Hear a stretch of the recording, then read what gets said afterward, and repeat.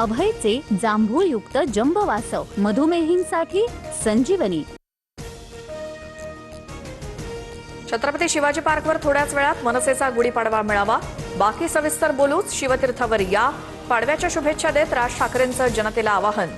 राज ठाकरे कुणावरती तोफ डागणार याकडे लक्ष।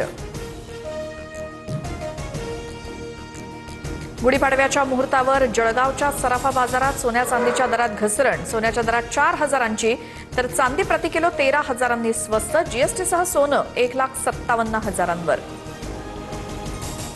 गॅस एजन्सी बाहेर सिलेंडरसाठी ग्राहकांची रीघ। 2-2 आठवड्यापूर्वी केलेलं बुकिंग घरी पोहोचत नसल्यामुळे नागरिक त्रस्त। गृहिणींचं बजेट आणि नियोजन पूर्णपणे कोलमडलं। एलपीजीचं पॅनिक बुकिंग करू नका, केंद्र सरकारचं नागरिकांना आवाहन। तर भारत 90% एलपीजी आणि 47% एलएनजी कतारमधनं आयात करतो, केंद्राची माहिती।